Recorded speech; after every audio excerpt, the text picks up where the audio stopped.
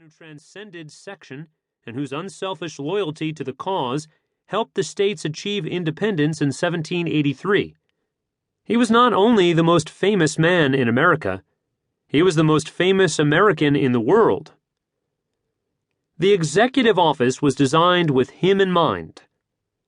Benjamin Franklin said during the Philadelphia Convention in 1787 that the first man put at the helm will be a good one.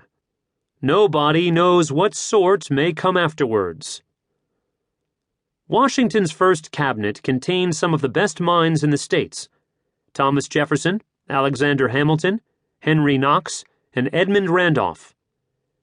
Yet Washington spent much of his first term feeling his way around the newly established office. Some of the executive powers were vague.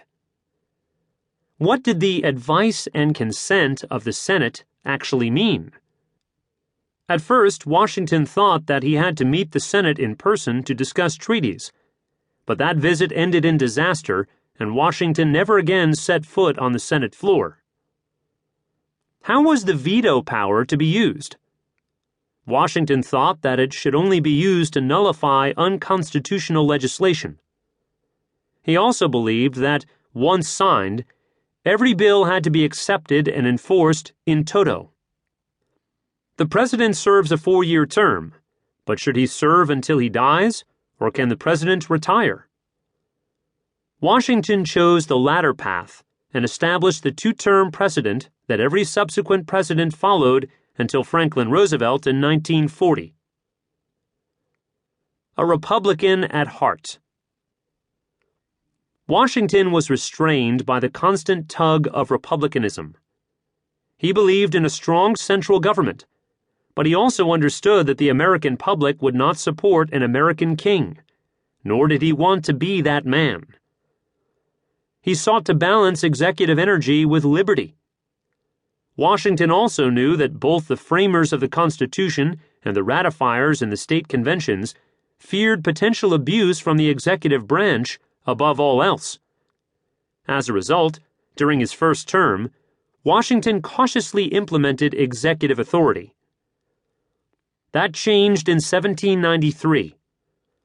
The French Revolution had a lot to do with Washington's policy shifts.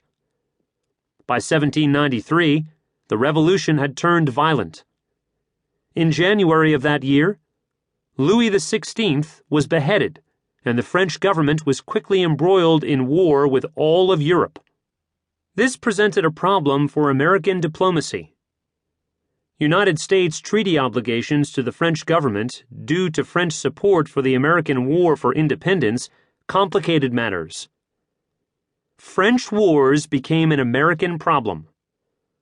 Thomas Paine, the author of Common Sense and the American Crisis, wound up in revolutionary France and eventually became a bitter critic of the Washington administration, in part because he blamed it for leaving him to rot in a French prison. Secretary of State Jefferson was an early supporter of the Revolution and even helped the hero of two worlds, the Marquis de Lafayette, craft a French Declaration of Rights. Jefferson thought the United States should uphold its treaty obligations and support the new government in France. Hamilton disagreed and urged Washington to pursue an independent course. Washington sided with Hamilton, but because the Constitution placed all war-making powers in the legislative branch and treaties had to have the advice and consent of the Senate, the Congress had to be consulted. The President was head of state and could receive ambassadors, but he could not act unilaterally. Presidential Proclamation. Washington sidestepped the problem and the Constitution by issuing what has been called the Proclamation of Neutrality in May 1793. He did not use the word neutrality in the document, but that was the intent. The United States, Washington decreed, would adopt a friendly and impartial policy in regard to all belligerent powers in Europe. Any American caught serving a foreign government would be hung out to dry by the Washington administration. The message was clear. Washington was not going to become involved.